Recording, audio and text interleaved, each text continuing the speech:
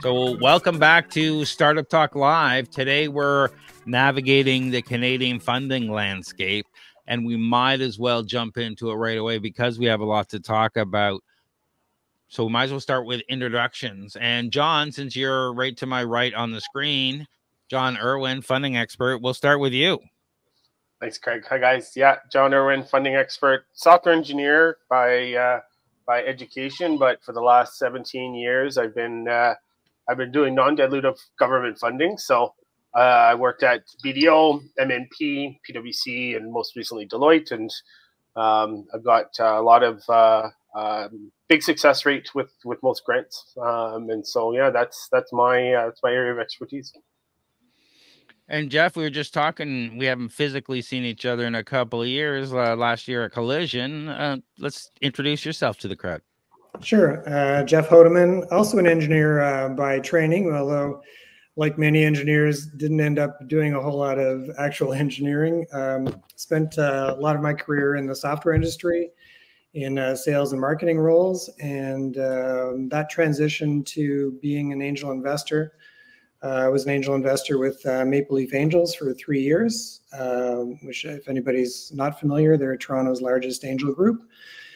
Following that, I've kind of gone on my own, doing a little more angel investing personally instead of through that group, but also working with an accelerator called Foresight out of Vancouver, and their main focus is clean tech. So I'm an executive in residence with them and work with a lot of their founders. So I've seen a lot of pitches, talked to a lot of founders, and hoping I can share some wisdom today. Fantastic. And it mentioned on your LinkedIn that you help people with investor readiness. Yes, exactly. That's one of my main focuses with the accelerator with Foresight is getting founders set up so that they can raise money with investors, both VCs and angels. Fabulous. And Graham Barlow, first time to our platform. Welcome. Thank you. Excited to be here. The least qualified non-engineer on the call, dropped out after 1 semester of political science, as much as that's helped me. But been a tech founder, entrepreneur pretty much my entire life. Built and sold a number of companies, built a company in the digital currency space back in 2000.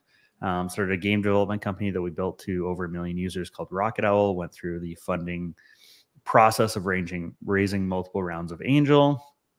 After selling that, ended up overseeing a small incubator where we also invested in seed and pre-seed rounds for SaaS companies for a number of years. Co-founded a SaaS company called ProPet Software in the pet industry. And for the last number of years, been running a software development agency called Iversoft, where we've shipped over 250 commercial applications for companies all over the world and actively invest in startups kind of across the board. That's amazing. And Alex Morsink from Equivesto, been with us since the beginning. Yeah, it's great to be back. Thanks for having me, Craig. I'm a managing director and co-founder of Equivesto. We're a Canadian licensed online investment platform. So we help private companies raise capital from investors, both their extended community through equity crowdfunding, but also directly from angels. I'm also an angel investor myself and a member of the Niagara Angel Network. Fabulous. We might as well jump into it. Once again, put your questions in the chat and we'll be able to get to them.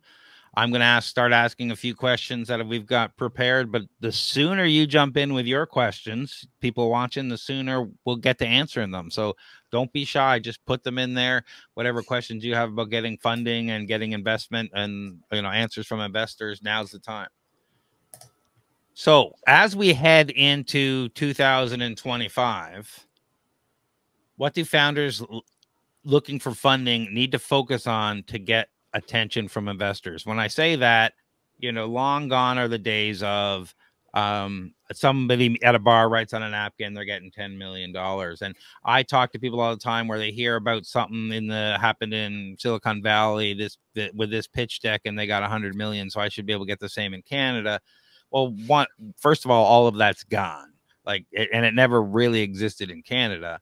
Secondly, if that's gone, what do founders need to do to impress investors as we move forward into 2025? Yeah, I can kick things off if you don't mind. Jeff. Yeah, of course.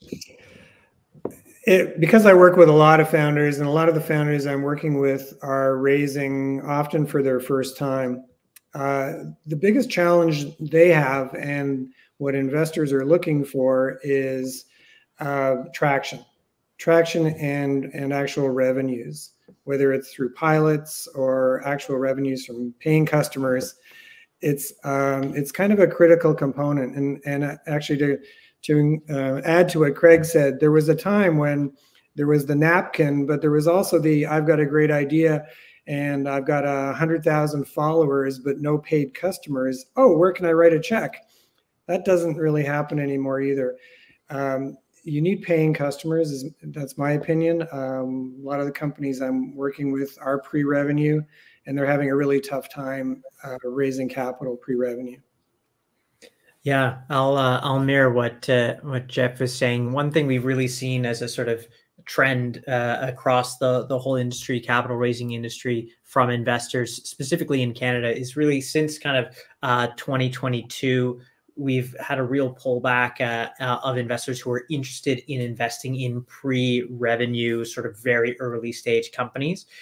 While that still, yes, can happen sometimes in Silicon Valley. And so, people like to refer to that. Certainly in Canada, investors these days want to see post-revenue deals. One way that I often describe it, and builds on the whole traction point that Jeff made, is when you approach an investor, the investor needs to get a clear understanding, and they want to feel from you that what you're building, your company is, the proverbial rocket that's already taking off. It's not, hey, Mr. Investor, if you give me $1 million, I'll build you a rocket and then we'll take off. They want to hear, we built a rocket, it's fueled, we're taking off. You can invest $1 million and get on the rocket with us, or you can just watch us fly by. And so if you think about that sort of allegory a little bit as an example, you need to be in a situation where you're getting everything done, or as much as you can done, without the funding. You don't want to be approaching investors saying, I would do this if only you gave me $1 million. You want to say, I have traction here, I have more customers here, but if you give me money, we can do it faster. I might steal that idea, Alex. Thanks.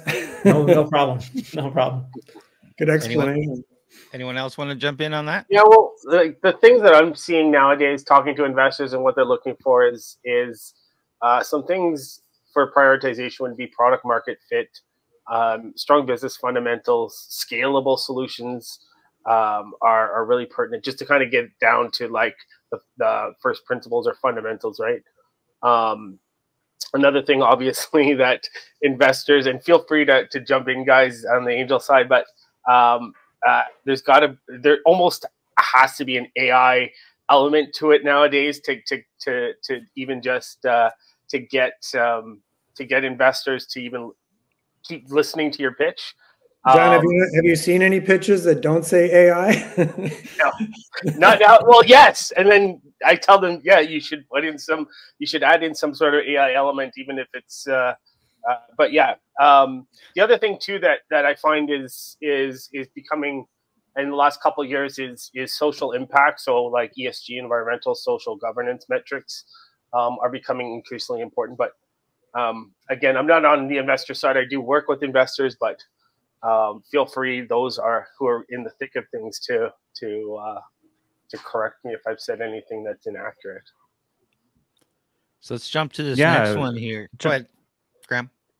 Oh, I was just to say, from my perspective, and I probably sounds a little bit counter to maybe the rest of the group, but jump in often more on the pre-revenue side. But for me, two things that we're actively looking for is ability of the founding team to kind of reach meaningful customer depth and customer audience. So whether or not they've got customers kind of signed up, but showing they've had significant conversations with their target audience, with their kind of early engagement. And the other is products that are painkillers versus vitamins. I'm sure lots have heard of that, but like too often we see pitches and it's like, well, that would be nice to have, Or it's like, oh, that would be cool. I've seen so many pitches, especially in the AI space, of like, this data set's going to be amazing and it's going to automate everything. We just need a really clean CRM from every client we sell to. And it's like, have you spent time in a CRM for most companies? Unless you can ingest garbage, that's not going to happen. And so like, I get excited when we start to see companies that are solving real pain, that when you put it in front of customers, they're kind of like, we need this yesterday. Like, how quickly can I pay you for it? And can I pay you to get it faster? Versus like, yeah, huge uphill battle to like try and wedge it in amongst 8 other tools. So for me, it's less about kind of, here's the rocket, we're already in space, come along, and more, here's the rocket that people are actually genuinely excited to get and fills a pretty significant gap operationally, because that we get pretty excited about. So you mentioned, coming to the investors and being on the rocket ship and looking for $1 million to get started. Before coming to an investor, what funding options should founders be looking at? John, that's yours. Yeah, I was going to say, John is the non-dilutive funding expert. Yeah, so the biggest one that is the easiest, but obviously, so let me just set the stage here. When it comes to non-dilutive funding, there's a disconnect between what the government sees as a startup and what an actual startup is.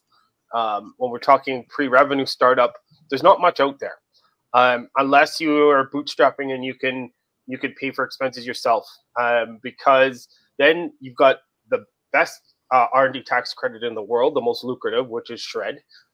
It's the most difficult to get, but it's also the most lucrative. If you're a Canadian-owned company, at 63 cents on the dollar, refundable in your pocket. You go buy a new car or reinvest that if you're smart. But SR&ED is great if you're developing new tech, or if you're improving on tech or products. There are other ones out there. For the most part, if you are a pre-revenue startup that's incorporated less than 2 years, your best bet is if you're in the niche kind of areas. So there's some med tech ones that you could potentially go after if you're in the med tech space. The most general one for investors, or for startups, are hiring grants. There's one that opens up every December, January, called Canada Summer Jobs. You can leverage that to hire some summer interns to get them to do some grunt work stuff. That's a really, really good one, because you can hire as many as you want. You get 50% of their wage covered. But when it comes to anything else, most grants you need to be incorporated for at least 2 years. And for some, you even need revenue. IRAP is one where it's like SR&ED, but you don't have to. It's a grant as opposed to a tax credit. And when you think about grants, before there used to be grants where they would cover 100% of a project cost, but nowadays that's few and far between. So you're looking at 50-50 split, 60-40 split. There's different ones. The Scale AI actually does, if you are pre-revenue and you're building something that is a value chain proposition in AI, and value chain means pretty much anything nowadays, then Scale AI is one that you can go after. They have a new accelerator stream, newer, that you can go after, but you'd need a customer. You need the application go through your customer. But that's one that if you're pre-revenue and you've got this great idea and you want to get some funding, that's one. But there's few and far between. So to make maybe entrepreneurs understand, there's a lot of issues going on in economics, and investors are more risk averse. With the interest rate increase, the current economic and political environment, increasing risks to investors, and the Canadian government changing capital gains taxation rules, is it still worth it for Canadian investors to risk funding startups? I certainly think so. As someone who does it myself, I feel like it absolutely is. Sure, the capital gains tax change is slightly annoying, but if you actually look at like the number of situations where it's going to be directly applicable, it's a minor change. It's not 66% is getting taxed. It's the inclusion rate. When you pass 250,000 is going up from 50 to 66. So it's annoying, sure. Would we prefer it wasn't there? Yes. But is it something that's going to sort of stop what I would be doing normally? No, it wouldn't sort of be interrupting that, I don't think. So it's still a great time to invest in Canadian businesses. I'll jump in. The thing that I think a lot of people don't appreciate is that underlying. Oh, am I on? No, I can hear you, Jeff. I think maybe Okay, Graham's got some lag. I think what a lot of people don't appreciate is that a lot of angel investors aren't actually in it for the return on investment, which is sort of shocking to think about. But it's a part of their portfolio that's kind of a give back part of portfolio. There certainly are some that are in it for getting good returns, but I know a number of angel investors who are have ample funds, let's say, who don't really think about return on investment. They want to invest and support good companies and move them ahead, but they're not really there just to get a great IRR over a 5-year period. That's not their motivation. My own personal experience, I've been investing now for just over 6 years, and I've just had my first exit last week. Round of applause. Congratulations. Yes. So, and I don't expect any of my other ones to probably exit for a number of years. So you've got to be patient as an investor, and hopefully your motivations go beyond getting a great return, because you can always buy NVIDIA shares, I guess, if you want a good return or a bad return, depending on what week you buy them. Yeah. That's my 2 cents on that. Graham? Yeah, I think, like, as annoying as the changes are, it doesn't really change, I think, the fundamental math behind angel investing, which is kind of, it's one of the few places where you have kind of asynchronous risk and return of, like, if you put 50 into a company, it can return millions, and your downside is limited to the 50 you put in. And I think the reality is, if you make 10 bets, the capital gains change has an impact on the ones that are going to kind of return close to the capital you put in them, but it's not going to wipe out the reason to find one that kind of wins and returns the overall portfolio. So for me, no material impact on activity in Canada. I do think it continues to raise the bar, though, that for what you're looking for companies. And I think, to me, that has more to do with companies that are actually solving interesting problems versus, I think, what we sometimes see a lot in the ecosystem when people are saying it's really hard to get funding. It's like, no, great ideas and great companies typically find funding pretty quickly. Mediocre ideas tend to struggle a lot to find funding. And I think it's pulled a lot of people out of maybe more of the charitable funding side, that are funding companies that maybe shouldn't have gotten funding or needed to be put in refined before they got investment. You make a good point, Graham. And I always, whenever I'm talking to founders, I always like kind of reminding them or re-emphasizing the definition of a startup and how that compares to the definition of a small business. Because certainly there's a lot of times where you speak to a founder and they're pitching you their idea and they're saying, hey, I'm always struggling to get capital and raise for my company. And then you actually hear the pitch and you realize you're a small business, you're not a startup. So there actually isn't any investors at this angel group that's going to invest in your deal in the first place. So just quickly for everyone, small business is basically any local small business. So if you're tackling a localized or a smaller problem, if you don't have a unique differentiator from your competitors, so like if you're a restaurant or a grocery store or a bar or just a clothing shop or something like that, a startup specifically needs to be typically a tech-driven company that's going to aim for rapid scaling. You're tackling over $1 billion sized market. You have a unique differentiator that will clearly separate you, and it's not just a list of perks or things that your business does, but an actual unique differentiator from your competitors, and you're built and structured with investors in mind. So you're planning on raising capital to fuel this rapid growth with a clearly defined exit to generate return for those investors at the end. A lot of people are saying, you know what, I'm starting this company, but I don't ever want to exit, or I'm running this business and it's a cool thing, but it's not a tech-driven startup. It's not highly scalable. And they're saying, I've come to hundreds of events and I've pitched all the time and nobody funds me. It's like, these investors, angel investors, this whole activity, this ecosystem is designed around tech-driven startups. You go to angels first, and then to venture capital, and then on to private equity. And all the way along, you've got the great grant program and everything like that. It's built around technology development for exactly what you said, Graham, about sort of groundbreaking problem solving, which is sort of what the industry is looking for. I'll just add that, Alex, I completely agree with what you're saying, but I think it's not just tech, but it's anything that can scale to 30x over a 5-year period, right? And that isn't always tech, but it tends to be mostly tech. So you're mostly right. Yeah. Thank you for that correction. No, you're totally correct.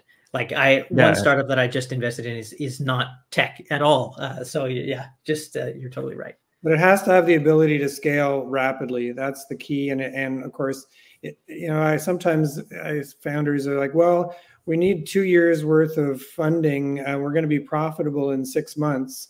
It's like, well, sometimes it just doesn't make sense what is being asked for. And so you need that. You're right. There's that progression. There's the gates of funding as to scale the venture. And there's only certain type of companies that fit into that category. So we got some questions coming in, but this first one is related to this one. We have a bit of responsibility on the...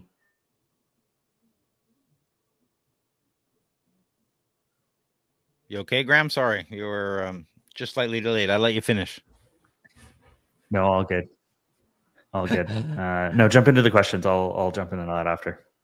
All right. So I've talked to several founders lately who recently had to move their corporation to the US to get funding. Is this a strategy more startups should be pursuing? And specifically, we had a question here from Justin saying that Shopify's president was on BetaKit podcast and spoke passionately that Canadian entrepreneurs can get it done in Canada without leaving for the Valley. He's interested in our thoughts about the Canada versus US debate on funding. I'll hop in here first, and I'd say you certainly can get it done while staying in Canada. I think it really depends on how much capital you need for your business and potentially the industry you're in. Because, if you are in a very capital intensive business and it is a very hot area. So for example, you're doing something in med tech and you're going to need $15–30 million of capital raised before you're going to see any revenue.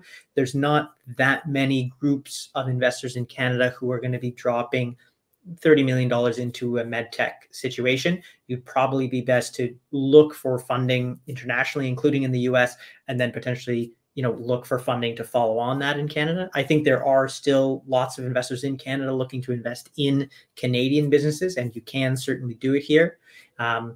Canada is just a smaller pond. So if you feel like you're a really big fish and you can jump in the deep end in Silicon Valley, then feel free to jump in. But if you want to stay in the sort of Canada-sized pond, there are Canada-sized investors here for you.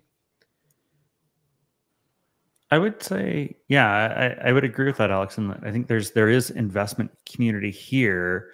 I don't necessarily agree with the philosophy of trying to keep funding in Canada. I love the idea of building companies and building teams in Canada. I think it's a phenomenal place, but I actually think most companies benefit significantly from going to the US to raise some of their capital, or a majority of it, largely because you're going to be selling into the US. And the earlier you can get used to selling in that ecosystem, the earlier you can build network and community there and bring investors on board that are going to open doors, the better positioned you are to go to market. We have a ton of portfolio companies right now moving sales operations and fundraising into kind of Austin, Texas. And like Texas is the same size market as Canada, right? And so from a go to market and scale the company, I think massive benefit from building the team and keeping the company Canadian.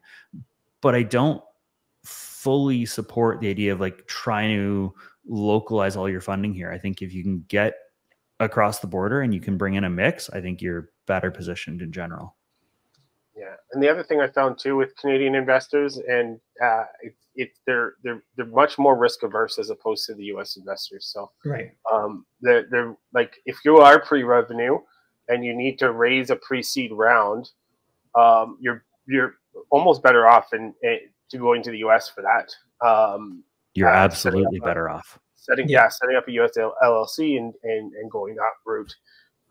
No shade thrown to our investor friends on the call. Just it's the fact of the matter, reality. and there's tons of coverage on that too. So, and related to this, do startups and founders need paperwork to get grants or funding from the U.S.? Obviously, there's some requirements for grants. Yeah, you absolutely would need to be a U.S. company to get U.S. government grants for sure.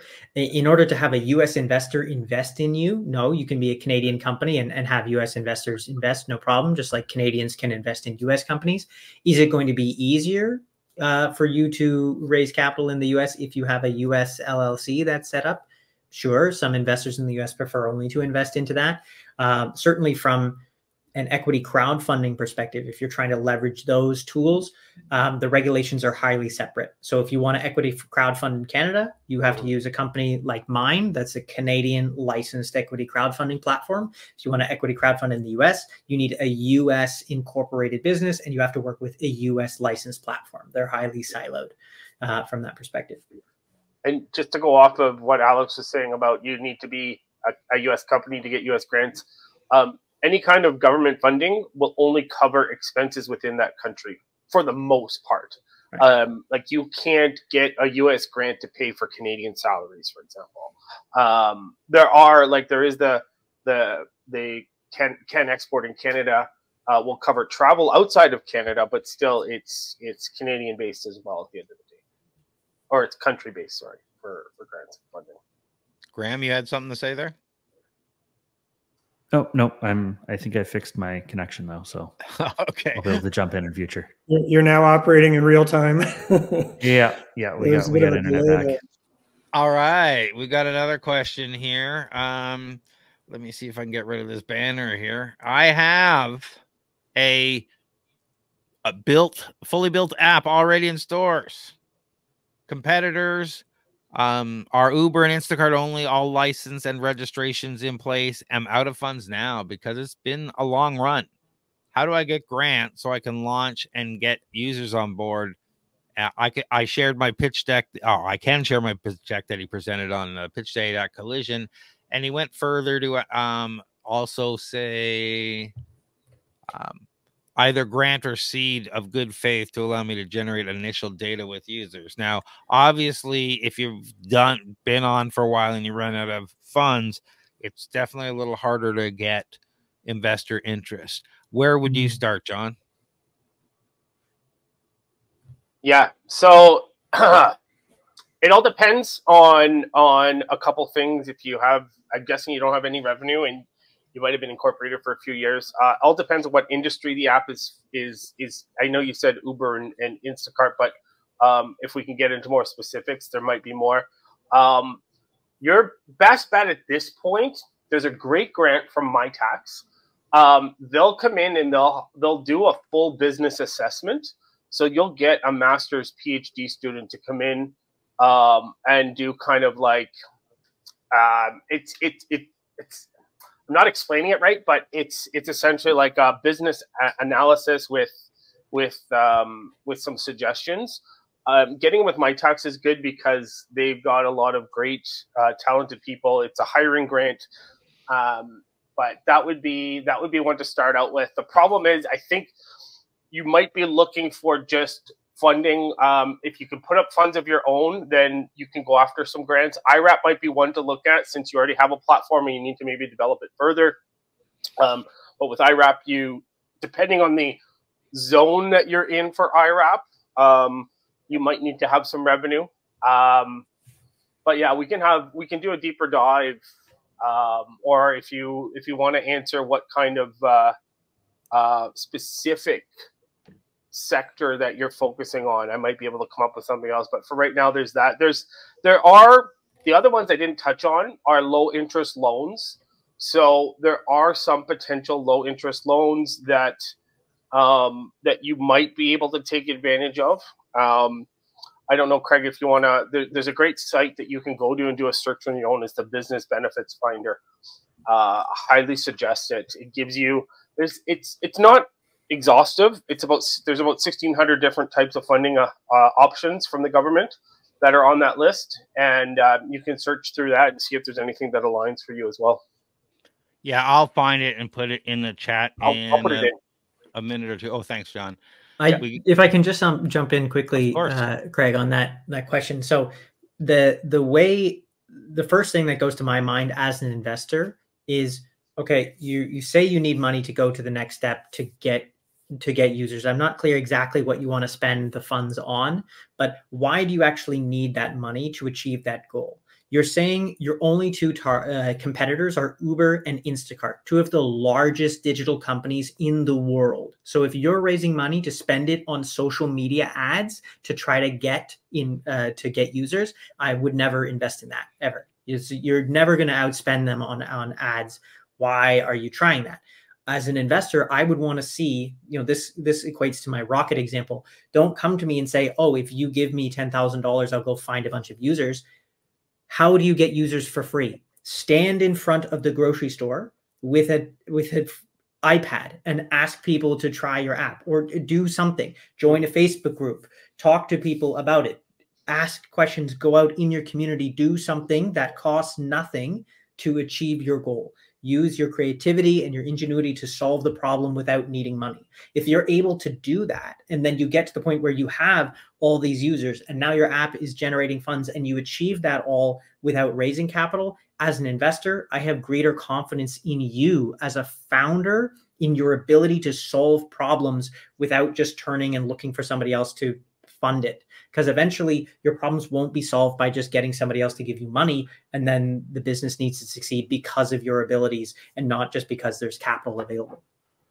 Yeah, I would say go ahead, Graham. Sorry. Just gonna say, like, this to me sits very much in the world of like painkillers and vitamins, right? Of like, if you have already built the thing and it is published and you can't get anyone to use it, are you actually solving a problem anyone wants solved? And if not, you need to spend some time thinking about that, because maybe you need to pivot. Yeah. Also, they're suggesting here they can share their business plan in 2-minute video, and they're asking about resources in the US. We're specifically focused on investors in Canada, and unfortunately, we're doing a webinar Q&A. We can't at this moment take time to review your video or pitch, but we appreciate you getting out there. If you are in the Toronto area, come out to TorontoStarts and pitch to the crowd, talk to investors. It'll be a good time. Startup investor drinks on September 19th. I know we're also there are a lot of other pitch opportunities, right? Yeah, that's just the one on top of my head because I know the data because you run it. Yeah. One thing I will throw out there, just to answer the question a little bit, because I also think it applies very much in the Canadian ecosystem, because I hear this question all the time, like, where do I find investors? It's like Twitter, Google, social media in general. A lot of the good funds and investors are actively looking for deals. They're not trying to hide. They're not mysterious. There's lots of great people that share lists, that share databases, that share resources of who's investing in what sector. A lot of the venture funds know the angels that play in their ecosystem. So like, whether you're in Canada or the US, it's literally just reach out and talk to people. It's and the ones that are doing deals aren't hiding in the shadows. They're out there looking to try and find good deals. So they're not completely hidden. We also have a very organized ecosystem for angel investors in Canada that's sponsored by FedDev ultimately. So I recommend you go to angelinvestorsontario.com, and that'll give you every angel group that's operating in Ontario. And then you go to their websites and there's a pitch application process and it's all there. Now, just referring back to my small business startup comparison situation, if you're a small business and you keep applying for angel funding, they're never going to even let you pitch because you're not who they're looking for. But make sure you understand and fit what the investor's looking for, and then you'll probably get through to pitch. Yeah, it's a good idea to find the right fund to pitch to. They're ones that who are looking for things specifically. If you're applying to these large funds and and it's not in their wheelhouse, then they're never going to respond to you. They're not even going to say no, we're not interested for the most part. Like, you're not even going to get a response. So the biggest thing is grow your network. Go out to networking events, reach out to people online, start conversations. Your best chance of getting a successful pitch, or getting to pitch to someone and getting them to listen, an investor primarily, is getting a warm intro. Warm intros are probably one of the best ways. If you're reaching out cold, it's a lot more difficult. Not impossible, but yeah. Yeah, can I just throw in success rates on social media have dropped dramatically over the last few years. We're all inundated with requests for check out my deck, please check out my deck. And so I agree, the warm intros, the meeting people, that will really open doors that won't necessarily be opened with a cold send out on either social media or email. Yeah, and when you're reaching out to angels on social media, if you reach out not asking for funding right away, but you reach out and say like, hey, Jeff, heard you on Startup Talk. I would love to get 5 minutes of your time to chat about my idea, to get your feedback, and I'll send you a Starbucks gift card as a thank you. And then you do that. And then at the end, you take his feedback and you ask for, are there 2 people you think I should speak to about this idea? That will get you further along the route than just a blanket, like, here's my deck. Because I get probably on LinkedIn, like I probably get like 50 messages like that a week. And it's just like, I don't even have time to read them. There's so many. But if somebody's saying like, somebody's just saying like, hey, like, you know, I'd love to like buy you a virtual coffee and just get your advice for 5 minutes, which is something I can give. And it's not like, okay, it's not about whether I'm going to give you $50,000. Then that's a different situation. Yeah, for sure. Yeah. Agreed.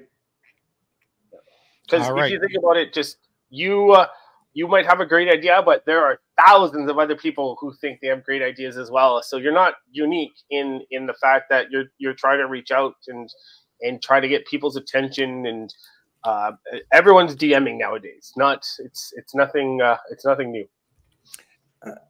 Also, last thought, if you don't mind, accelerators and incubators are both great places to start if you're just getting going. They have a lot of resources. They do take in founders who are pre-revenue. Yeah, and that can be really great environment to help kick off your business. I know this is going to cover some people's faces. The big questions, 3 questions. We'll start with the first one. Is there grant money available for Canadian startups that are in pre-seed stage that don't fall within the thematic categories such as climate, tech, or renewables? I'm a non-technical founder with a startup that's already built but needs more dev work. I'll go into the rest of it later. Yeah, there is. But it's going to be specific to what your needs are. So the one thing that I'll share with you is you don't want to create a project to get the funding. You want to get the funding for projects that you want to undertake, because you're not going to be successful, and that's not the best way to go about it. So like I said, there's the business benefits finder. There's tons of different grants. There's grants in different sectors. And just to give you an idea of the landscape, there's probably over 3,000 grants in Canada. I would say about half of them are in Ontario. Any grant expert will know can spout off probably about 25 to 50 off the top of their head, but there's so many out there that come and go all the time. There's region specific ones. I know we had a retail question, and I can get into that one, but there are, and the grants come and go all the time too. So, it's kind of like, yeah, there probably is something out there. What is it? It depends on what your specific need is and what your specific use case is. Can we get you to share your calendar for those people who want to do a session with you we can do that at the end. Sure. If they want to do a discovery funding session, what potentially is available for them. The next question, they said they're looking for a technical founder in Toronto, Canada, a co-founder to join them. Equity splits, not hires for wage. Where's the best place to go find that in Toronto? Anyone?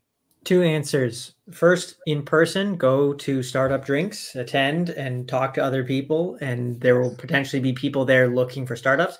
There's also an online community called Founders Beta, but they have a sub portion of that called Co-Founders Beta, and that's for helping people find co-founders. There's also like Co-Founders Lab and a few other things that sort of are online resources to help people meet. You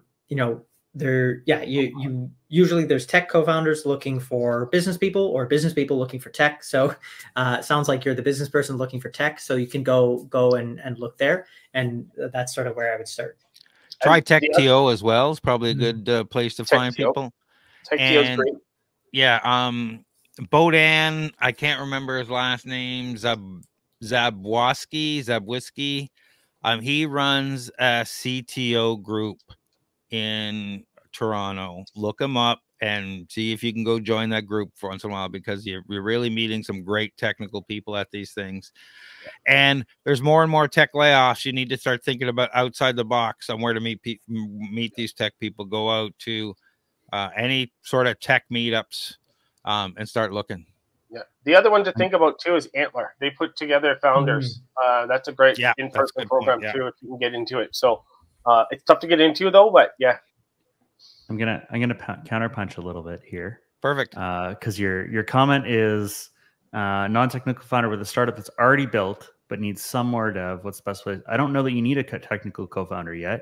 It sounds like you need to go get some sales, which will get you a little bit of traction, which will let you attract a better founder than if you just run around saying, I need somebody to help me finish my project.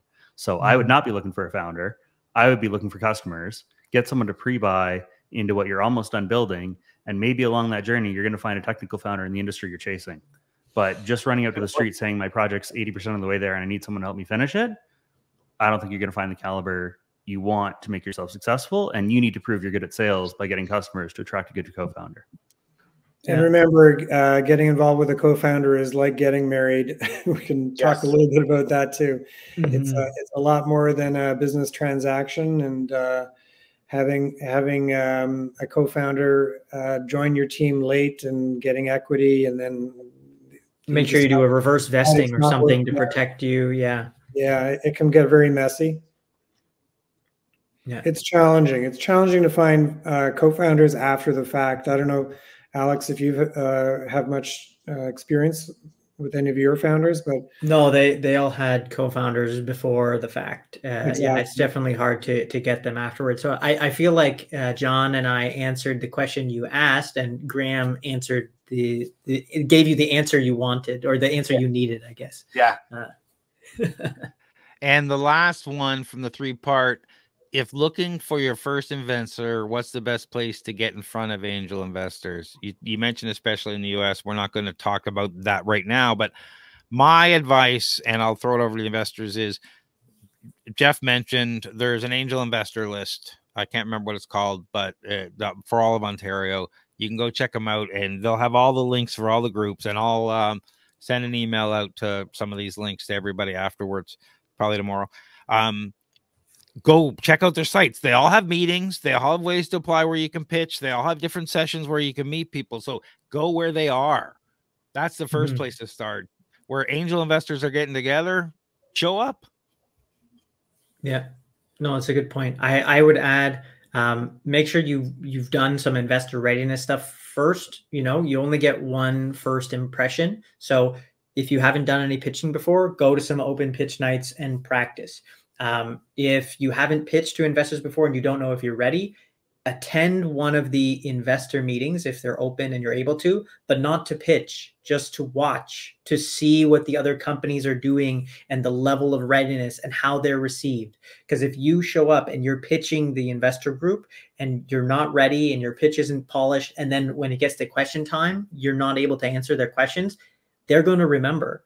And when you come back, like if you try to come back again, they're going to say no, even if you feel like you've made a lot of traction and progress since then. So you want to try to be as prepared as you can to put that best foot forward.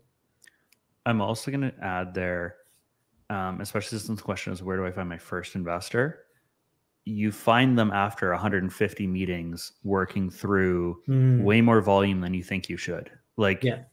the founders I'm working with right now that have raised meaningful seed rounds, they're not talking to 10 investors a week. They're not talking to 5. Like we kicked off a funding round a couple of months ago, and I think the founder talked to 300 investors and funds in 45 days. Yeah. Like Yeah. this isn't go talk to 7 people and then be unhappy you didn't find the right fit. Like you have to put in the work, you have to build the database, and you have to hit a lot of conversations. Yeah. And the good news is by pitch 200, you get really good at it. But you're also going to suck at it for the first 50, but you just got to get the first 50 done. And I mean, way too many founders that put too much pressure on like the first meeting or finding the perfect angel or the perfect thing. It's like, if you don't have the network and you don't have the reputation, you don't have that, don't look for perfect. Look for the reps, get it in, get used to it, get used to the language, get used to the questions, get torn apart. Like I look back when we raised funding for Rocket All 10, 15 years ago. Look back, I think we had 1,200 conversations across 3 rounds when we were raising. It's like, and yeah, we sucked early on, but we got really good at it. And you get really good at it by just doing the work. Well, you also know what the investors are looking for, which is often completely missing in those early meetings. Yeah. My rule of thumb is you need to meet with at least 100 investors in 4 weeks. If you're not willing to do that as a slog, you're probably not going to get investment. It's not, I'm going to meet one investor and he's going to write a check. And when you get investment, it's not one investor is going to write a check. It's usually 10 or more. So you have to understand that. And if you're going to do these things, don't go for the whales first from an investment point of view, because you suck at the beginning. Go for the $5,000, the $10,000, the $25,000 checks, so you can establish one, your pitch, and 2, you can get a couple of early investors on your side. They will help you to get the bigger investments. I will also say, when you're meeting with investors, if it isn't a hell yes from the investor, assume it's a no, and 90% of the time they're too nice to tell you no, go away. Yeah. But take it as a no, move on, keep working the numbers. I see too many companies die with a list of 30 people that are like, oh, they just need one more data point and they're going to make a decision. It's like, no, they just don't want to tell you no because they like you and you're nice. But like, you just got to keep moving until it's the hell yes and people move. Because not everyone will tell you absolutely no, go away. The expression yes maybes are the biggest waste. Yeah. The expression that's a no from investors is you're too early. That is a no. And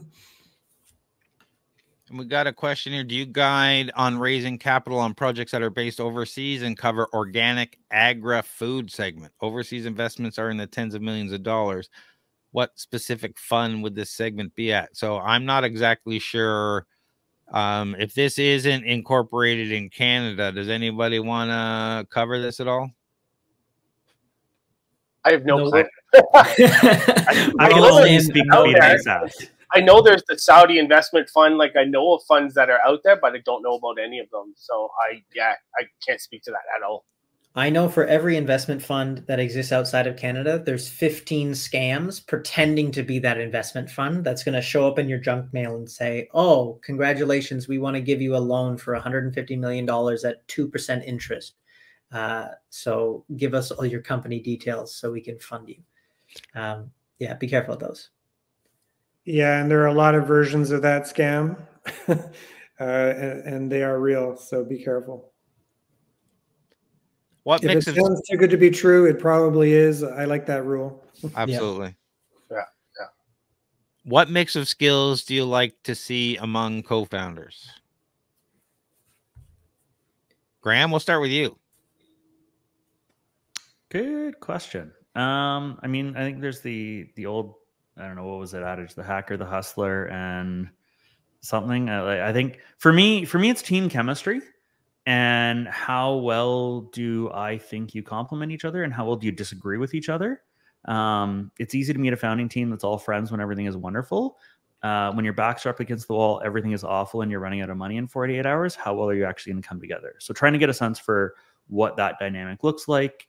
The resourcefulness of the group on the whole. I mean, typically I look for co-founder groups. I don't love solopreneurs just because everything I've ever done has been as a co-founder team, and I couldn't imagine surviving the building a company process solo. So credit to those that do. But honestly, resourcefulness, like when problems show up, how well do you guys come together and solve it? And oftentimes that's things like, oh, we need a prototype. So somebody figures out how to build a prototype in Figma or Canva or sketch it together with no code. Oh, where do I go find angels? Someone jumps on the internet and finds a list of 500 angels. Like it's the resourceful stuff that is hard to kind of, I don't know, make tangible. And then someone on the team needs to have a deep, deep understanding of the problem you're solving. Doesn't have to be the whole team, but I'm like, if you're going to go solve healthcare, somebody on your team needs to have some kind of background or experience in the industry that you're attacking. Too often I meet people that have never worked in a space at all. And they're like, we're going to go revolutionize how hospitals work. I'm like, have you sold into hospitals before? Like, do you have any concept of what that takes? And I mean, sometimes ignorance is bliss and it's a superpower to open doors. Oftentimes it's just a nightmare of not understanding that there's maybe systems in there that you don't know about, or there's processes that you're not aware of. So industry expertise, resourcefulness, and gonna try, I mean, this is just a personal thing, but like, I'm gonna try and kind of fuck with the founders a little bit and see how they react if we put different people in the light at different times, or push them a little bit, or challenge them a bit, and how well do they come together? Because ultimately that's what's going to test you. Jeff, what do you look for in the combo of founders? Yeah, it's an interesting, I was going to jump in and say that it's going to be different for different investors, because often we're looking for things that matter, to us that may not matter to the next investor. And so as a founder, you can't really say, oh, what should I put together to make this investor love us? It's going to be different. I think the skill set that's mostly missing in a lot of founder groups that I've been pitched by is sales skills, sales ability. And sales goes way beyond, can I sell my product? Sales is, can I sell my company? Because that's what they're doing when they're pitching an investor. They're selling a company.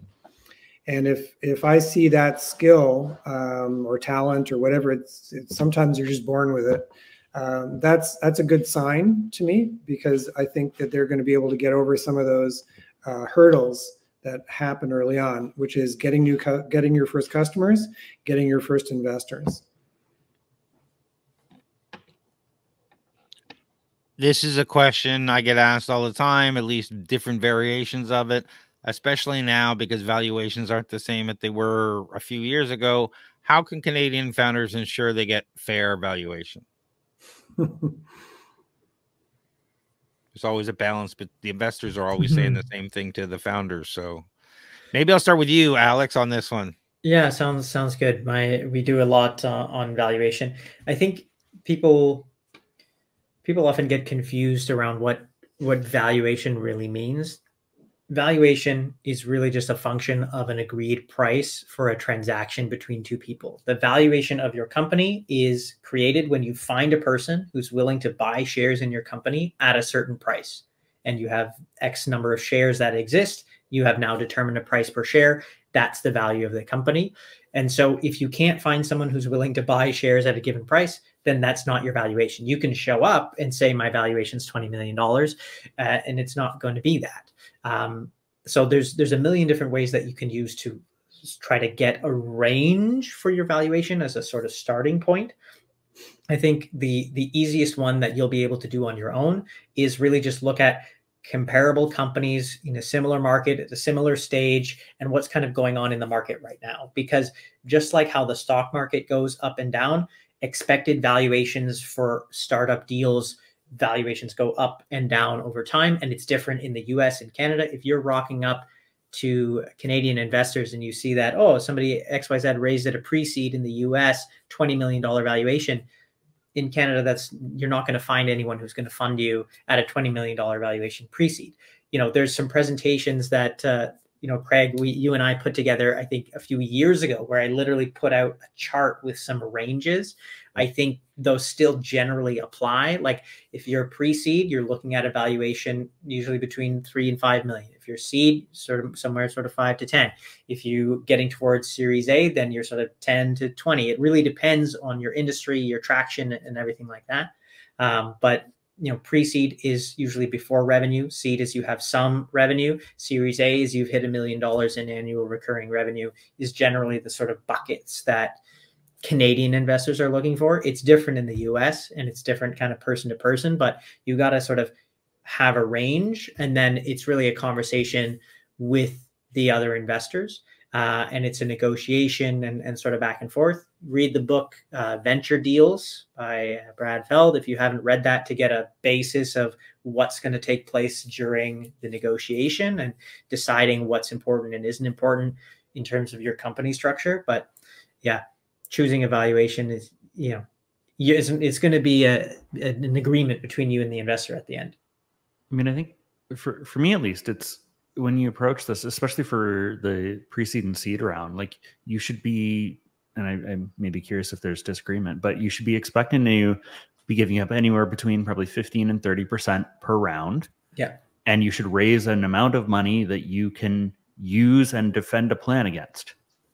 Yeah. When you line those two numbers up, that's your valuation. However, if your need is suddenly 10 million and you're at the pre-seed and you're like, well, I'm giving up 30% of my company, so my valuation is 30 million. That's wrong. You got a problem. At that point, you can't defend the 10 million need, right? No, like, exactly. Right. You got to find that it's balance. The function of the two, how much equity you can give up, right, and a financial plan you can actually defend. And if you're trying to say, yeah, I need 10 million out the gate, well, up to you to defend it. But and feel free. Oh, go ahead, Jeff. Well, probably every 10th or so company that I work with actually undervalues the company. And I've got to remind them that you can't make a go of it if you start your valuation at $1 million. Right. Because, even if you raise 200,000, you've already given up 20% of the company before you've done anything. So it's not, I think, Alex, your range is bang on. You don't see very many companies valuing themselves for less than 3 million, even if they are pre-revenue. You can't. You just can't play. You give up too much. Yeah, you give up much too soon. Yeah, it's over. Yeah.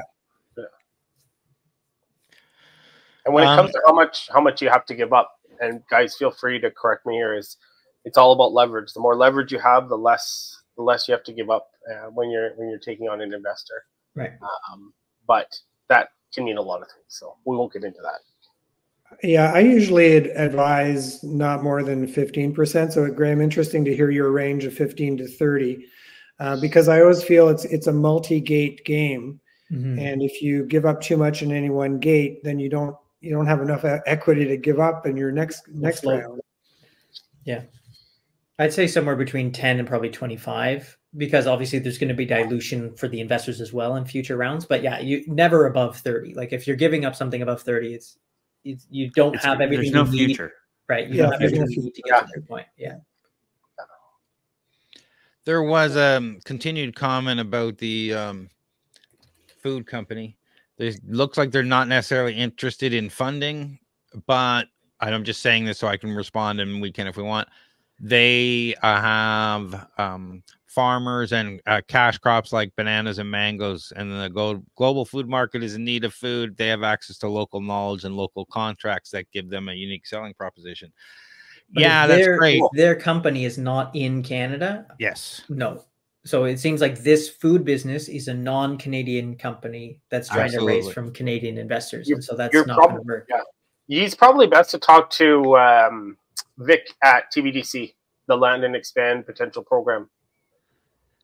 Yeah, this is the question is, are you an import-export company that you want to start in Canada as a result of this? Like, you need to get a little bit, or are you as a third party looking for ways to get to sell into Canada? Either way, I don't think we have those specific answers for you unless you want to be a Canadian corporation. You should look for investors in the country that you are based in. Usually is the easiest entry point. So how can founders maximize? Oh, so this is not the question I wanted to ask. Sorry. I want to ask, how can founders start build a relationship with investors? What are the best ways for founders to build and maintain relationship with Canadian investors?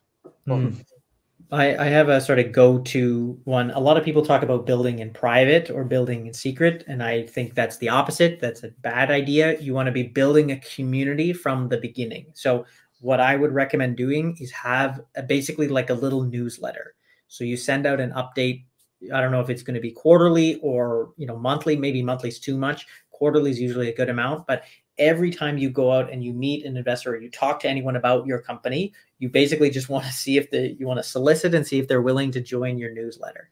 And you just slowly build up this little community of people who you're keeping updated on what the business is doing, good or bad. Send out that newsletter every quarter, and you just build in public slowly. By the time you get to the point that you want to raise capital, maybe you've got 500, maybe you've got 1,000 people on this newsletter that you can then talk to and approach in that way.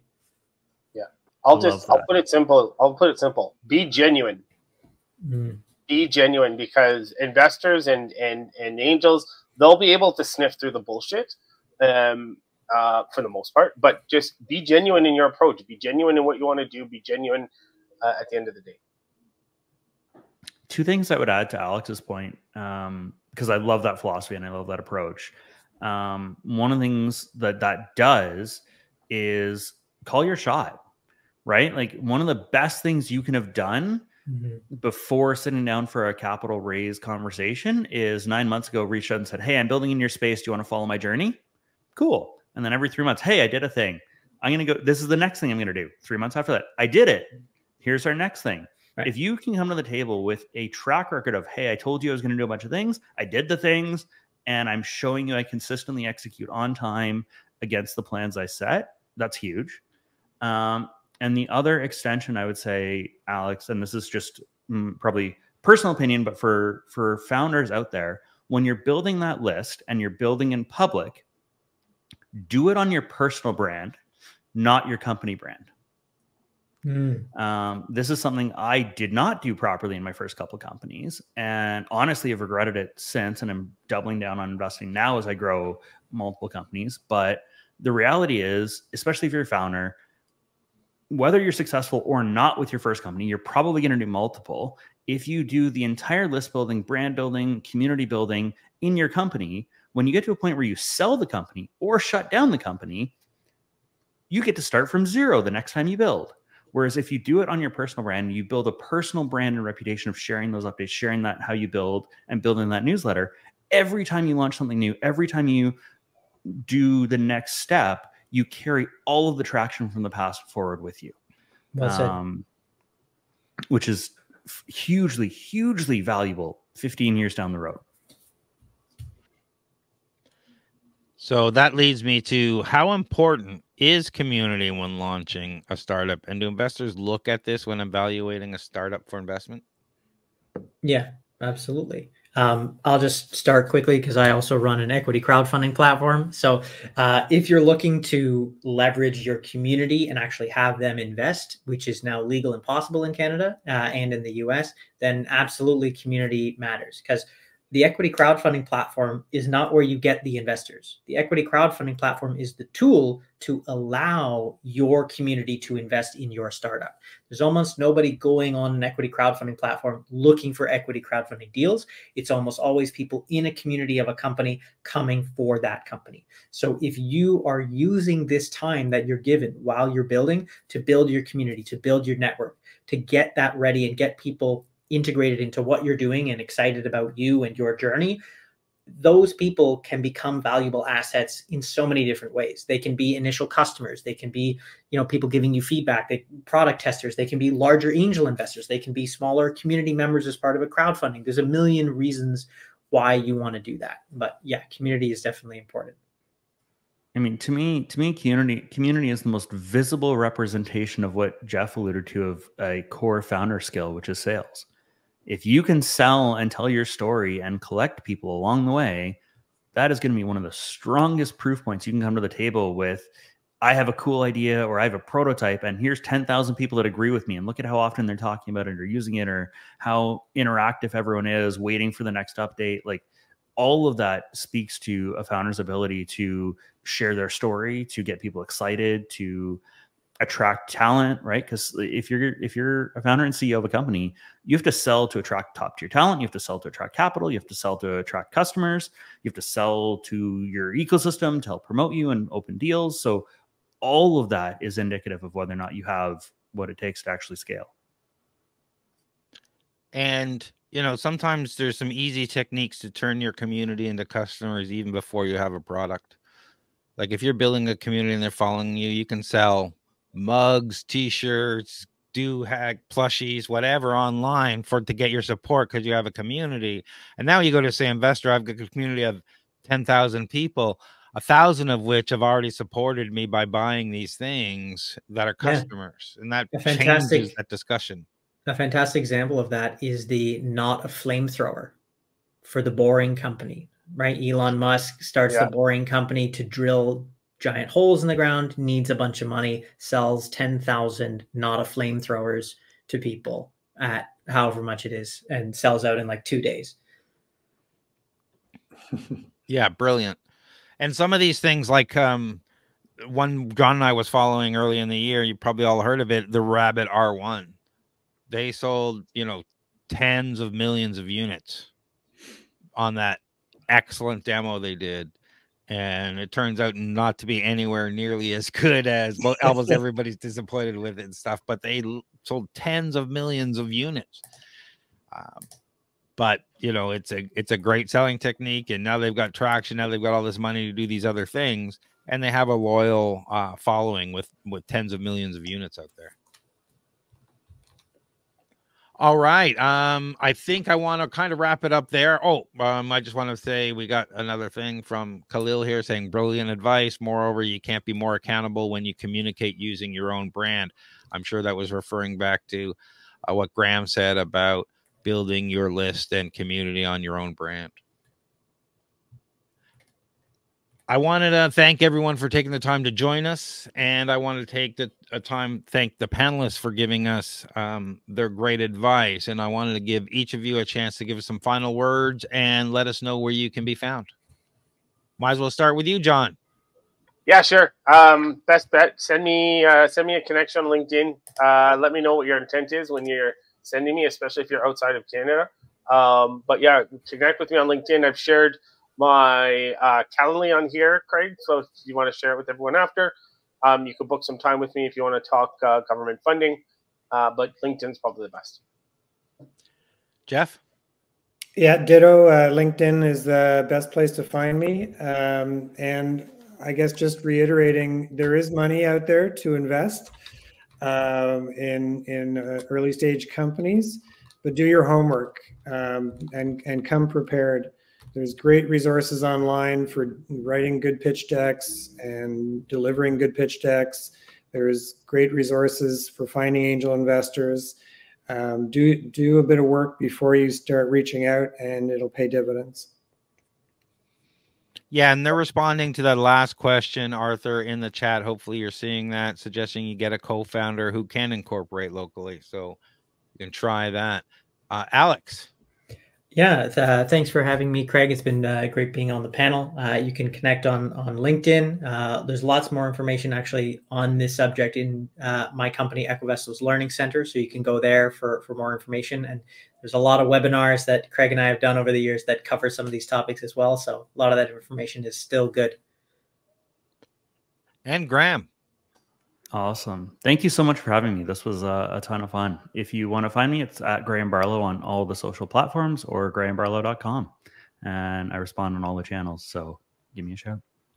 And I'll put all those links in the email I'm going to send out probably tomorrow afternoon. So if anybody else wants to include any other links, send it to me in the morning and I'll throw it out in the newsletter.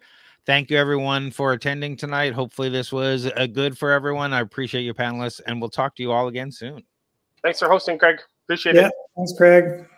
Thanks, everybody, for joining. Everyone.